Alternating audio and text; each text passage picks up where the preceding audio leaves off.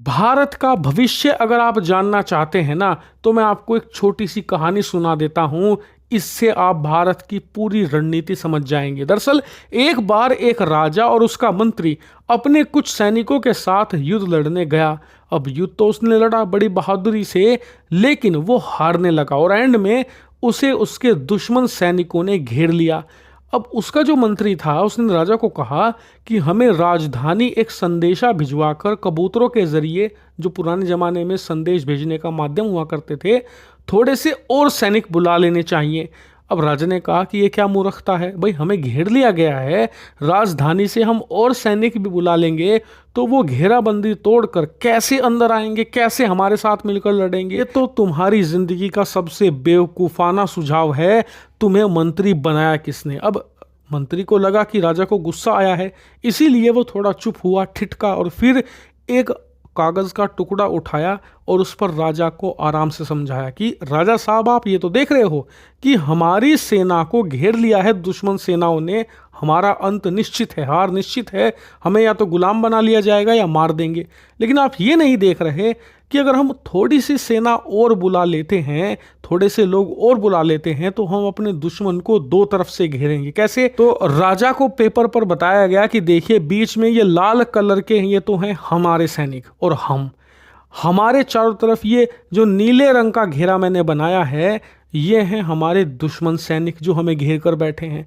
अब हम एक और लाल घेरा इसके बाहर बनाएंगे जो होगा हमारे नए सैनिकों का। इससे होगा ये कि हम बाहर से अटैक करेंगे और अंदर से अटैक करेंगे, यानी कि बाहर से नए सैनिक अटैक करेंगे, अंदर से हम हमला करेंगे और दोनों तरफ से घेर कर उनकी सप्लाई काट देंगे और उन्हें मार गिराएंगे। यानी कि जो हमें घेर कर बैठे हैं, हम उन्हें दो तरफ से घेर कर मारेंगे। अंत में हुआ यही, राजा ने यही काम किया और उसकी सेना की जीत हुई। अब यही नीति है भारत की। नहीं समझे? मैं आपको बताता हूं। अभी तक आपको यह बताया जाता था कि हमें देश की सुरक्षा करनी पड़ेगी, वरना चीन लद्दाख कब्जा लेगा, चीन अरुणाचल प्रदेश कब्जा लेगा, या फिर बांग्लादेश जो सिलीगुड़ी कॉरिडोर है, जो चिकन नेक है, चीन के साथ मिलकर वो हथिया लेगा और भारत के जो नॉर्थ ईस्ट के राज्य हैं उन्हें शेष भारत से काट दिया जाएगा। लेकिन अब मामला पलट चुका है।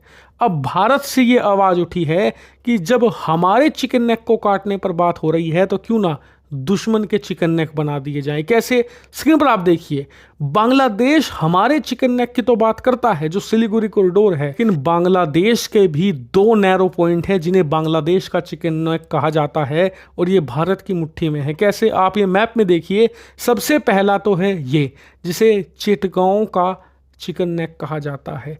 ये जो पूरा चिटगांव इलाका है उसे जोड़ता है शेष बांग्लादेश से, और आप देखिए कितना नैरो पॉइंट है।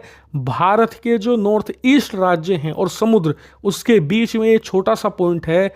भारत एक रात के अटैक में इसे काट सकता है बांग्लादेश से। इतना ही नहीं, सिलीगुड़ी कॉरिडोर जिसे कब्जाने के सपना देखता है बांग्लादेश और चीन, उसी के पास ये एक दूसरा नैरो पॉइंट है बांग्लादेश का, जिस पर एक सिंपल सा अटैक इस हिस्से को काट सकता है और भारत का चिकन नेक लॉयन नेक बन सकता है। यानी कि जो इसे छोटी सी नैरो सा पैसेज कहा जाता है, ये एक बहुत बड़ा भूभाग बन सकता है। और इसीलिए अब भारत में भी कई पॉलिटिशियंस हैं, जैसे कि हेमंत बिश्वा शर्मा जो कि आसाम के मुख्यमंत्री हैं, वो कह रहे हैं और धमकी दे रहे हैं बांग्लादेश को कि अगर तुमने हमारे सिलीगुड़ी कॉरिडोर, जिसे चिकन नेक कहा जाता है, उसकी बात उठाई तो तुम्हें धमकी मिलेगी तुम्हारे डबल चिकन नेक को लेकर, और हम दोहरी कार्रवाई की बात करेंगे, तुम्हें दुगनी धमकी देंगे। इतना ही नहीं, कई लोग तो ये भी मांग उठा रहे हैं, खासकर कई डिफेंस एक्सपर्ट, कि चीन हमारी सॉवरेनिटी को यहाँ पर इन्वेड करने की बात करता है, यानी कि लद्दाख, अरुणाचल प्रदेश, तो क्यों ना हम ताइवान के मामले में फ्रंट फुट पर खेलें, और इसको लेकर बातचीत अब शुरू भी हो चुकी है। वहीं पाकिस्तान को लेकर तो ऑलरेडी हमारा यहाँ पर रुख भी साफ हो गया है कि पाकिस्तान के साथ किसी भी मुद्दे पर कोई बात नहीं होगी। प्रधानमंत्री ने कहा है कि बातचीत सिर्फ एक ही मुद्दे पर होगी कि पाकिस्तान हमारा पीओके कब लौटा रहा है। अगर हाँ, पाकिस्तान कहे कि हम पीओके लौटाने की बात करना चाहते हैं, तो हम बातचीत खुले बाहों से स्वागत करके करेंगे और उसके बाद बाकी मुद्दों पर बातचीत की जाएगी। लेकिन इसके अलावा कोई और डिस्कशन पाकिस्तान के साथ नहीं होगा। यानी कि पाकिस्तान अब राजा नहीं, जो मंत्री वाली नीति थी उस पर चल रहा है। यहाँ पर बुद्धि का प्रयोग करके अपने दुश्मनों को डबल घेराबंदी करके मारा जा रहा है। और यही भारत के भविष्य की नींव है और भारत के भविष्य की रणनीति, जो सही भी है, आक्रामक भी है और बहुत ही शार्प भी है।